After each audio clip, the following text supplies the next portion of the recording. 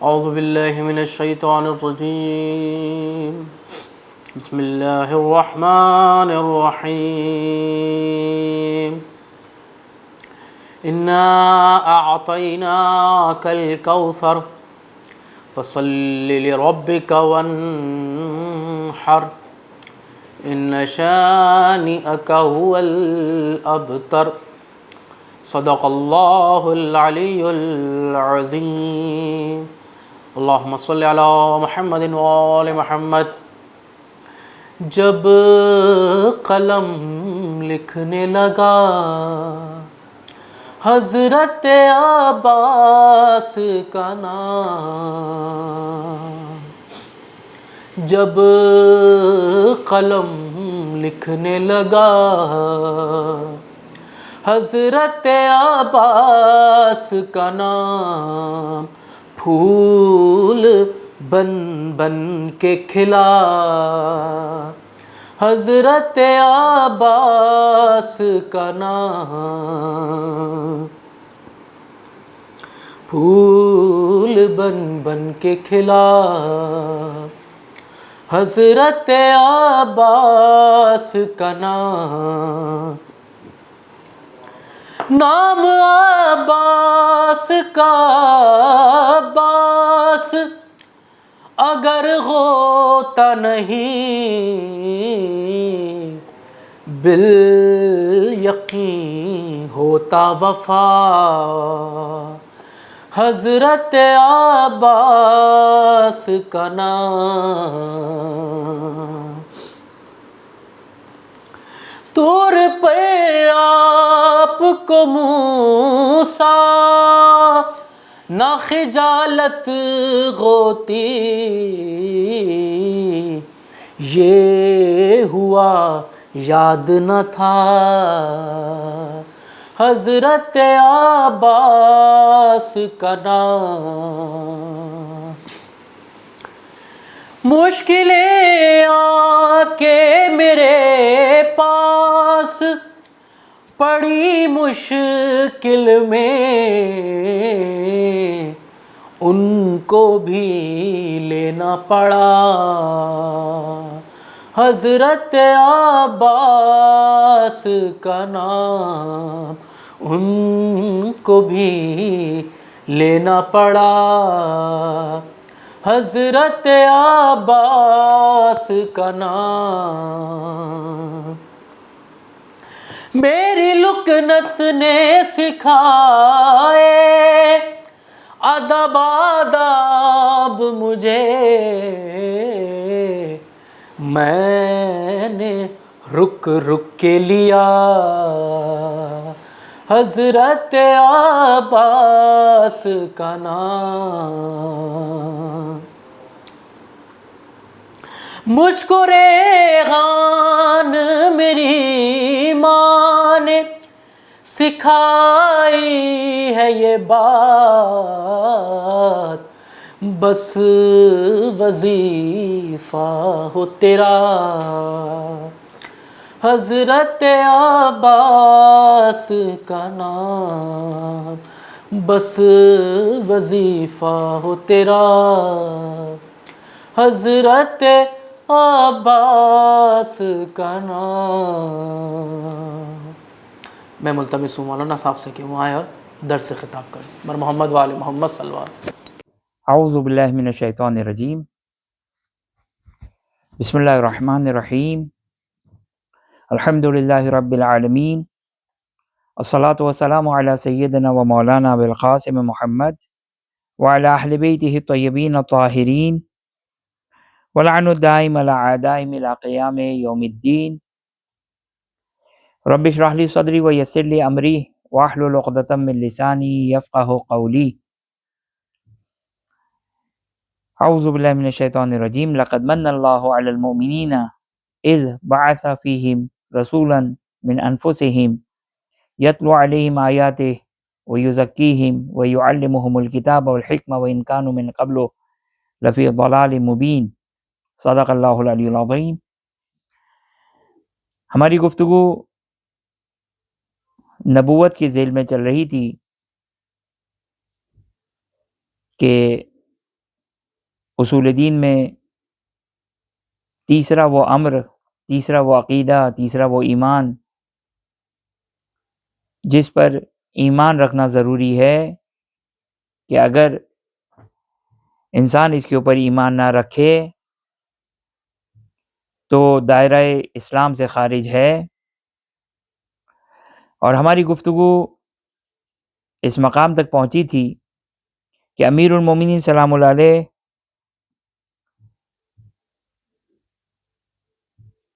نہج البلاغہ کے ایک خطبے میں امیر المومنین سلام اللہ علیہ سے ایک منسوب خطبے کا ایک ٹکڑا کہ جس میں امیر المومنین سلام اللہ علیہ بعثت انبیاء کا فلسفہ بیان کرتے ہیں کہ یہ ایک فلسفہ ہے کہ انشاءاللہ مزید آگے اس کی وضاحت آئے گی کہ بعثت انبیاء کے کیا فوائد ہیں۔ امیر المومنین سلام اللہ علیہ اس خطبے میں اس نسبت کے مطابق ارشاد فرماتے ہیں فَبَعَثَ فِيهِمْ رُسُلَهُ کہ خداوند متعال نے اپنی مخلوقات کی طرف رسولوں کو بھیجا، وَوَاتَرَ إِلَيْهِمْ أَنْبِيَاءَهُ اس کی توضیح، اس کی تشریح ہم نے بیان کی کہ واترا کنٹینیوٹی کے ساتھ آتا ہے، کنٹینیوٹی کے لیے پے در پہ، چونکہ انبیاء رسولوں کے در حقیقت جو دین وہ بیان کرتے ہیں اس کی یہ مبلغین ہوتے ہیں۔ یہاں نقطہ توجہ فرمائیں، یعنی یہ ایک اتنا اہم نقطہ ہے کہ جو امیر المومنین سلام اللہ علیہ اس نقل کے مطابق ارشاد فرما رہے ہیں لِيَسْتَعْدُهُمْ مِيثَاقَ فِطْرَتِهِ، لِيَسْتَعْدُهُمْ یعنی انبیاء آتے ہیں اور لوگوں سے طلب کرتے ہیں کہ ادا کرو، یاد دلاتے ہیں کہ ادا کرو اس فطری عہد و پیمان کو کہ جو تم سے عہد و پیمان اور وعدہ لیا گیا۔ لِيَسْتَعْدُوهُمْ میثاق عہد، فطرت ہی جو انسان کی فطرت میں عہد و پیمان کو رکھا گیا اس کو آ کر لِيَسْتَعْدُو طلب ادا کہ اب ادا کرو، اب ادا کرنے کا وقت ہے جب دنیا میں آئے ہو۔ تو ملائکہ انبیاء کو بھیجتے ہیں، خداوند متعال مبعوث کرتا ہے لِيَسْتَعْدُوهُمْ مِيثَاقَ فِطْرَتِهِ وَيُذَكِّرُهُمْ مَنْسِيَ نِعْمَتِهِ کہ خدا کی نعمت کو جو انسان اس دنیا میں آتا ہے تو فراموش کر چکا ہے اس کو ریمائنڈ کراتے ہیں، یاد دلاتے ہیں۔ وَيُذَكِّرُهُمْ مَنْسِيَ نِعْمَتِهِ خدا کی نعمت جو فراموش شدہ ہے اس کو یاد کرواتے ہیں۔ اس کی وضاحت ہم بیان کریں گے کہ یہ کون سی فطرت ہے، یہ کون سا عہد ہے، یہ کون سا فراموش شدہ عہد و پیمان ہے۔ لیکن ابھی میں آپ اپنے ان الفاظ کو غور کریں کہ فَبَعَثَ فِيهِمْ رُسُلَهُ وَوَاتَرَ إِلَيْهِمْ أَنْبِيَاءَهُ لِيَسْتَعْدُوهُمْ تاکہ ان کو کہتے ہیں کہ ادا کرو میثاق فطرت ہی جو تم نے فطرت میں جو ایک عہد و پیمان کیا گیا تھا تم سے، جو وعدہ لیا گیا تو اس کو ادا کرو۔ وَيُذَكِّرُهُمْ اور یاد دلاتے ہیں لوگوں کو جو اللہ کی نعمت کو تم فراموش کر چکے ہو۔ وَيَحْتَجُّوا عَلَيْهِمْ بِالتَّبْلِيغِ اور تبلیغ کے ذریعے سے حجت کو تمام کرتے ہیں۔ وہ آیت شریفہ لِأَلَّا یکون للناس علی اللہ حجتن، کہ خدا قرآن کی آیت جو ہم نے ظاہراً پہلے لیکچر میں آپ کی خدمت میں بیان کیا تھا کہ انبیاء کو بھیجا تاکہ لوگ قیامت کے دن حجت نہ کرے، آرگومنٹ نہ کرے. ہمیں تو پتہ ہی نہیں تھا. یا یہاں پر کیا آرگومنٹ ہوگا؟ ہمیں تو یاد ہی نہیں تھا کہ ہم سے عالم ارواح میں، عالم ذر میں عہد و پیمان لیا گیا تھا. انسان آرگومنٹ کرے گا میں تو بھول گیا. خوب توجہ کیجئے گا، بھول کے اوپر کبھی بھی سزا نہیں ملتی ہے. دنیاوی قانون نہیں ہے، دنیاوی قانون میں ہوتا ہے، گھریلو قوانین میں ہوتا ہے کہ انسان بھول جائے تو اس پہ بھی سزا ہے. الہی قانون میں بھولی ہوئی چیز اس پر سزا نہیں ہے. تو یہاں پر تبلیغ کر کے، ابلاغ کر کے، یاد دلا کر ان کو یاد دلا دیا، تمہیں جو نعمت دی گئی تھی وہ یاد دلا دی. تو اب آرگومنٹ کا کوئی مورد باقی نہیں رہتا ہے. وَيَحْتَجُّ عَلَيْهِمْ، اور خداوند متعال حجت کو تمام کرتا ہے. اب کوئی انسان کے پاس آرگومنٹ کرنے کا آپشن باقی نہیں رہتا ہے اس تبلیغ کے بعد. یہ نقطہ توجہ کریں. وَيَصِيرُ لَهُمْ دَفَائِنَ الْعُقُولِ، اسلام دین فطرت ہے. انسان اس کو توجہ کرے. بہت ساری چیزیں ایسی ہوتی ہے جو انسان کی فطرت میں خداوند متعال نے بائی ڈیفالٹ رکھی ہے، بہت سارے اخلاق، بہت سارے واجبات، بہت سارے گناہوں سے بچنا، یہ انسان کی فطرت میں ہے. اسی لیے اگر آپ کو فطرت پہچاننی ہو تو آپ دیکھیں جو لوگ خدا کو نہیں مانتے ہیں، شریعت کو نہیں مانتے ہیں، دین کو نہیں مانتے، یا ظاہری طور پر دین کو مانتے ہیں لیکن دین ان کی نہ زندگی میں نہ عقائد میں ہے، جس طرح پوری دنیا مسلمانوں کے علاوہ ایک مخصوص خاص طبقے کو اور گروہ کو اگر چھوڑ دیں جو اپنی عبادت خانوں میں جاتے ہیں، وہ بھی نہیں معلوم کہ کس روٹین کے مطابق جاتے ہیں، اس کے علاوہ جو پوری دنیا میں، جس کو ہم ایتھکس کا نام دیتے ہیں، اخلاق کا نام دیتے ہیں، یہ فطرت ہے، یہ فطری ہے. اس کا قرآن، روایات، اہل بیت کی تعلیمات سے اس اعتبار سے فقط تعلق ہے کہ وہ یاد دلائے جاتے ہیں. یہ فطری ہے. ظلم کا برا ہونا فطری ہے. عدل اور معاشرے میں ظلم کو ختم ہونا یہ ایک فطری ہے. جھوٹ کا برا ہونا ایک فطری ہے. یہ اکثر انسان یہ سارے اخلاق اور بہت سارے صحیح نماز ظہر، عصر، مغرب، عشاء، حج، روزہ، زکوٰۃ، یہ فطری نہیں ہے. ہاں یہ فطرت میں ضرور ہے کہ انسان اپنے آقا، اپنے مولا، اپنے مالک، اپنے رب کی اطاعت کرے، یہ فطرت میں ہے. اپنے منعم جو نعمت دینے والا ہے انسان اس کی اطاعت میں ہو، یہ فطرت ہے، ایک حد تک فطرت میں ہے یہ. لہذا انبیاء کی بعثت کے ایک مقصد، اسی لیے ہم نے کہا تھا کہ یہ خطبہ ایک خاص مقصد کی طرف اشارہ ہے کہ وہ عہد و پیمان، وہ وعدہ جو آپ سے لیا گیا تھا اس کو ادا کرنے کو یاد کرواتے ہیں. بھولی ہوئی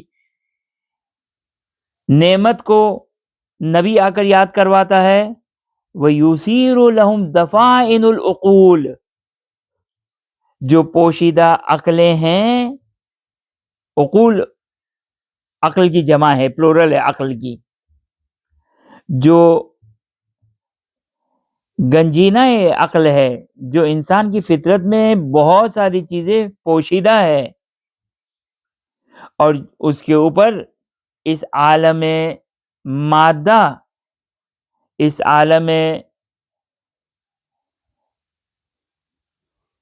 مٹیریلزم کا جو حجاب انسان کے اوپر آیا ہے، یہ جو فزیکل دنیا ہے، اس کا حجاب انسان کی فطرت کے اوپر آ گیا ہے، لہذا انسان غافل ہے۔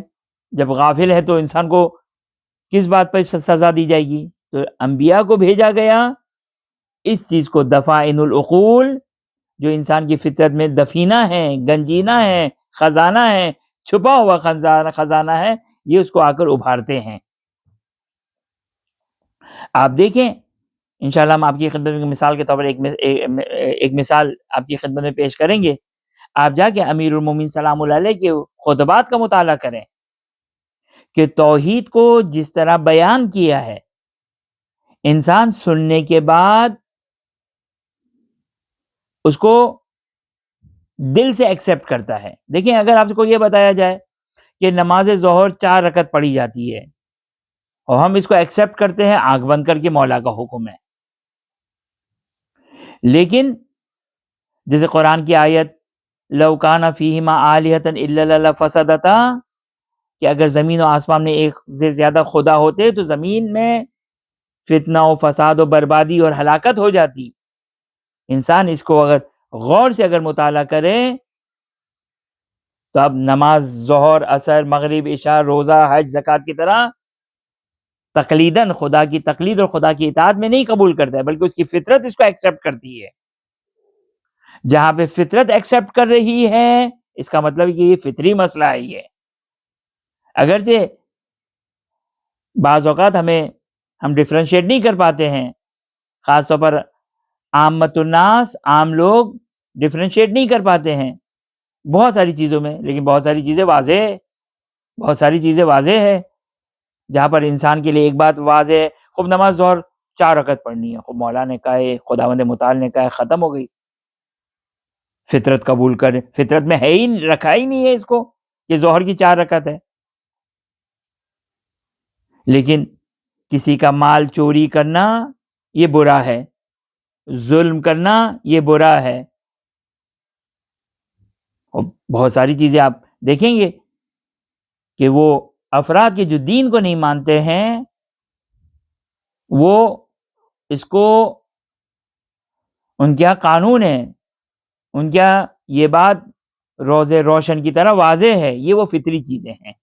اگرچہ خوب توجہ کریں، ہم عام طور پر جو خطا کرتے ہیں، غلطی کرتے ہیں، وہ کیا کرتے ہیں؟ ہم کہتے ہیں کہ بھائی وہ لوگ اچھے ہیں، ہم برے ہیں، وہ جو کرے وہ صحیح۔ یہ غلط ہے۔ یہ جو اچھائی ان کے پاس ہے ہمارے پاس بھی موجود ہے، یعنی ان کے پاس سے مراد غیر مسلمان اور مسلمان۔ اب مسلمان، یہ جو ایک بہرحال گفتگو ہے کہ مسلمان برا ہوتا ہے اور غیر مسلمان جو اچھا ہوتا ہے، نہیں، ایسا نہیں ہوتا ہے۔ یہ پھر کسی اور موقع پر اس اعتراض کا جواب دیا جائے گا۔ یہ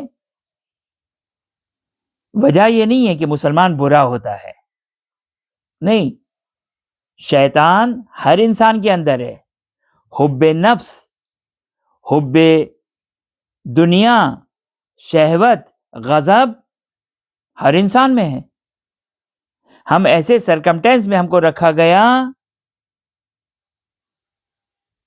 جس کے یہ نتائج ہے، ان کے لیے ایسے حالات پرووائڈ کیے گئے کہ جس کے وہ نتائج ہیں۔ وہ نام کہے کہ وہ بہت ولی اللہ ہے، ہم بہت بے دین ہیں، نہیں، ایسا نہیں، ہم قطعاً دیندار ہیں، قطعاً دیندار ہے۔ یہ در حقیقت پالیسی میکرز، اب یہ ساری سیاست کی طرف بات جو کو پلٹتی ہے، لیکن انشاءاللہ امید ہے کہ میرے اس ٹکڑے کی وجہ سے، اس ٹکڑے کے بنا پر میری بات پوری مکمل طور پر انشاءاللہ اگر تأمل کرے، غور کرے تو بات واضح ہے۔ یہ چور سب چور ہے، اسے کہ خداوند متعال نے انسان کی فطرت میں چوری نہیں رکھی ہے۔ انسان کی فطرت میں خداوند متعال نے حب مال رکھا ہے، حب دنیا رکھا ہے، شہوت کو رکھا ہے، غضب کو رکھا ہے۔ لیکن جہاں پر خداوند متعال نے فطرت میں یہ رکھا ہے تو اس کو بیلنس کرنے کے لیے، کیونکہ یہ نظام دنیا کو چلانے کے لیے ضروری تھا، اس کو بیلنس کرنے کے لیے خداوند متعال نے انسان کو عقل دی ہے، شعور دیا ہے. تو بہت ساری چیزیں بہرحال فطرت میں ہوتے ہیں، بہت ساری چیزیں فطرت میں ہوتی ہے. انبیاء آ کر، معلوم ہے کہ انبیاء اور ائمہ ایک ہی کام ہے. ہاں، یہ چونکہ میرا ٹاپک انبیاء ہے لہٰذا میں انبیاء کہہ رہا ہوں، ورنہ یہ بات واضح ہے کہ امامت اسی نبوت کی کنٹینیویشن ہے. اور جس طرح نبی کا معصوم ہونا ضروری ہے، امام کا بھی معصوم ہونا ضروری ہے. اور کوئی بھی امام کی جگہ پر نہیں آ سکتا، کیونکہ ان میں ایک بنیادی شرط ہے عصمت، معصوم ہونا. معصوم ہونا کہ وہ معصوم ہے. بہرحال تو امیر المومنین سلام اللہ علیہ اس نقل کے مطابق نہج البلاغہ میں کیا ارشاد فرماتے کہ یسیرو لہم دفائن العقول، وہ جو عقل کا جو خزینہ ہے، گنجینہ ہے، خزانہ ہے، چھپی ہوئی چیزیں، یہ اقوال ائمہ اطہار علیہم السلام. ہماری مشکل یہ ہے کہ ہم روایتوں کو نہیں سنتے ہیں. جائیں ہم اصول کافی کو پڑھیں، استاد کے پاس پڑھیں، نہج البلاغہ کو پڑھیں استاد کے پاس، کتاب التوحید شیخ صدوق، کتاب توحید شیخ صدوق، اصول کافی کی کتاب التوحید، کس طریقے سے امام علیہ السلام نے اس چھپی ہوئی فطرت کو اجاگر کیا ہے، زندہ کیا ہے. انسان اس کو پڑھنے کے بعد نماز روزے کی طرح قبول نہیں کرتا ہے، کیونکہ نماز روزے کو انسان آنکھ بند کر کے قبول کرتا ہے کیونکہ حکم خدا ہے. لہٰذا یہ ایک دین کے، آپ کے دین کی دو قسم کے امور ہیں، دو قسم کے آپ کے دین کے متعلقات ہیں، دین کی چیزیں ہیں. ایک دین کی وہ چیزیں ہیں کہ جو فطرت میں بائی ڈیفالٹ قرار دیا ہے، نبی اور امام آ کر اس کو اجاگر کرتے ہیں، ابھارتے ہیں، وادار کرتے ہیں، پالش کرتے ہیں. کیونکہ یہ بات بھی آپ کی خدمت میں عرض کر دوں کہ فطرت میں ہونے کا مطلب یہ نہیں کہ ہم نبی اور ائمہ سے بے نیاز ہے اگر وہ زندہ بھی ہو جائے. جیسے ابھی آپ نے خود نے کہا کہ جو کہ وہ غیروں کے پاس جو کہ وہ یہ فطرت جو کہ سالم ہے، نہیں، قطعاً ایسا نہیں ہے. اس فطرت کی آؤٹ لائن، اس فطرت کی حد و حدود، لمیٹیشن کیا ہے، یہ شریعت بیان کرے گی، شریعت بیان کرے گی. لہٰذا بعض اوقات ہمارے سیکولر دیندار افراد، روشن فکر دیندار افراد حکم خدا کو نہیں مانتے ہیں. کہتے ہیں یہ بھائی حکم خدا ایسا نہیں حکم خدا ہو سکتا ہے. یہ یہاں پر ان کی فطرت کا امتحان ہے، ان کی فطرت کا امتحان ہے. ایک مثال دوں میں آپ کو کہ قبول نہیں کی کریں گے. اب کیوں؟ اس ہے کہ بظاہر آپ کو فطرت سے ٹکراتے ہوئے نظر آ رہا ہے، لیکن اس کی لمیٹیشن خدا بیان کرے گا. خوب توجہ کریں، جہاں پر یہ فطرت خداوند متعال نے رکھی ہے، ان سب کے اوپر ایک غالب فطرت ہے، حاکم فطرت ہے، بڑی فطرت ہے. وہ کیا ہے؟ وہ حکم خدا. حکم خدا. مثال دوں، کسی کا مال اس کی اجازت کے بغیر کھانا، لینا، اٹھانا فطرت انسان کی قبول نہیں کرتی ہے. لیکن شریعت میں ایک مسئلہ ہے، عقل مارہ. اس کی تفصیل فقہی مسئلہ بھی نہیں بیان کر رہا ہوں، ایک جنرل فقہی مسئلہ بیان کر رہا ہوں جو فقہا نے بیان کیا ہے، بلکہ ایک تو قرآن کی آیت میں بھی حکم بیان ہوا ہے. عقل مارہ یعنی کیا ہے؟ عقل مارہ کہ اگر انسان کسی کے باغ میں سے نکل رہا ہو، اب باغ میں جانا جائز ہے یا نہیں ہے، یا ایک الگ بحث ہے یہ، یا گزر رہا ہو، اور میں ایک جنرل مسئلہ بیان کر رہا ہوں، ابھی فقہی مسئلہ بیان نہیں کر رہا ہوں، لیکن یہ مسئلہ مسلم ہے کہ اس کے پیڑ سے پھل کھانا چند شرائط، کنڈیشن، صورتوں میں جائز ہے بغیر اس کی پرمیشن کے. اب یہ فطرت کے اگینسٹ آپ کو نظر آئے گا، فطرت کے اگینسٹ ہے یہ.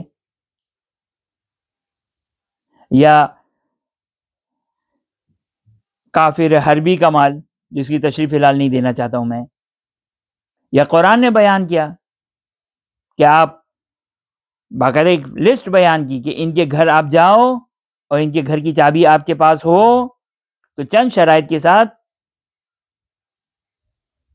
ان کی رضا اجازت کے بغیر آپ ان کے گھر سے کھا سکتے ہیں، چند شرائط و کنڈیشنز ہے اس کی. یہ لمیٹیشن کون بیان کرے گا؟ یہ خداوند متعال کرے گا. لہذا ظاہری خوبصورت چیزوں کو دیکھ کر انسان یہ نہ کہے کہ یہ بڑے سالم ہیں. نہیں، یاد رکھیے گا خداوند متعال کی تعلیمات کے روشنی میں جو کچھ ہوگا صرف وہی سالم ہے، وہی حق ہے، وہی درست ہے. لہذا یہ دھوکہ نہ کھائیں کسی کے ظاہری اخلاق کو دیکھ کر. یہ پولیٹیکل مسئلہ ہی ہے. اب یہ پولیٹیکل مسئلہ کیوں ہے، کیسے ہے، کیا ہے، یہ ہم کو جان بوجھ کر ایسے ماحول میں قرار دیا، ایسے ہی ماحول میں اگر ان کو قرار دیا جائے، ہم سے زیادہ کرپشن وہاں نظر آئے گا. کیوں؟ اسے کو خدا کو نہیں مانتے، خوف خدا نہیں ہے، قیامت پر ایمان نہیں ہے. بہرحال یہ امیر المومنین سلام اللہ علیہ فرماتے کہ وَيُسِيرُ لَهُمْ دَفَائِنُ الْعُقُولِ وَيُرُوهُمْ آیات المقدرہ. خدا کی قدرت کی آیات اور نشانیوں کی طرف وہ اشارہ کرتے ہیں، دکھاتے ہیں. دیکھو یہ خدا کی نشانی ہے، یہ خدا کی نشانی ہے. اگرچہ خدا کی نشانی واضح ہے، یہ خدا کی نشانی ہے. انبیاء اور ائمہ آ کر اس نشانیوں کو، خداوند متعال کی قدرت کی نشانیوں کو جو ہمارے اندر چھپی ہوئی ہے اس کو اجاگر کرتے ہیں، اس کو دکھاتے ہیں، انڈر لائن کرتے ہیں، ہائی لائٹ کرتے ہیں. اس وقت ہم جو کو متوجہ ہوتے ہیں، اس وقت ہمیں سمجھ میں آتی ہے. دیکھیں امیر المومنین سلام اللہ علیہ کے خطبات کو آپ دیکھیں نہج البلاغہ میں، چونٹی کے اوپر وہ خطبہ ہے، چونٹی کے، یہ خدا کی نشانیاں ہیں، یہ خدا کی نشانیاں ہیں. لہذا نہج البلاغہ کو دیکھیں، قرآن کی تلاوت کریں کہ کس طرح خداوند متعال نے اپنی نشانی کو بیان کیا. خب قرآن بغیر انبیاء کے بھیجے ہوئے قرآن تو نہیں آ سکتا تھا. درست ہے یہ خدا کا کلام ہے، لیکن ہے تو انبیاء کے، نبی کے وسیلے سے، آپ صلی اللہ علیہ وآلہ وسلم کے وسیلے سے. توریت میں خداوند متعال نے اپنی نشانی کو بیان کیا، انجیل میں اپنی نشانی کو بیان کیا. جو اصل کتاب تھی وہ تو الہی کتاب تھی، ابھی مینیپولیٹ ہو چکی ہے. قرآن محفوظ کتاب ہے، جا کے انسان پڑھے اس کو. تو خداوند متعال کی نشانیاں دکھلائی ہے جو واضح، obvious تھی، کلیئر تھی، واضح تھی. خوب یہ امیر المومنین سلام اللہ علیہ نے یہاں پر بیان کیا. اب یہاں پر میں دو نقطے آپ کی خدمت میں بیان کرتا ہوں کہ وہ چھپی ہوئی فطرت کیا ہے. چھپی ہوئی فطرت جو خداوند متعال نے ہر انسان کے اندر رکھی ہے کہ وہ یذکرہم، آ کر یاد دلاتے ہیں چھپی ہوئی نعمت کو، بھولی ہوئی نعمت کو. قرآن کی آیت ہے سورہ اعراف کی آیت نمبر 172، 7th سورہ اعراف آیت نمبر 172 قرآن کی آیت ہے یہ. وَإِذْ أَخَذَ رَبُّكَ مِنْ بَنِي آدَمَ مِنْ ظُهُورِهِمْ ذُرِّيَّتَهُمْ وَأَشْهَدَهُمْ عَلَىٰ أَنفُسِهِمْ أَلَسْتُ بِرَبِّكُمْ قَالُوا بَلَىٰ شَهِدْنَا أَن تَقُولُوا يَوْمَ الْقِيَامَةِ إِنَّا كُنَّا عَنْ هَٰذَا غَافِلِينَ. دیکھیں اسی نہج البلاغہ کی گویا خطبہ اسی آیت کی طرف گویا محسوس ہوتا کہ نگاہیں اسی آیت کی طرف ہے کہ خداوند متعال قرآن میں سورہ اعراف میں یوں ارشاد فرماتا ہے وَإِذْ أَخَذَ رَبُّكَ، جب خداوند متعال، جب تمہارے رب نے بنی آدم سے، ان کی پشت سے، حضرت آدم کی ذریت میں عہد و پیمان کو لیا، وعدے کو لیا. کون سا وعدہ؟ وَأَشْهَدَهُمْ، اور ان کو گواہ بنایا. کس بات کے اوپر؟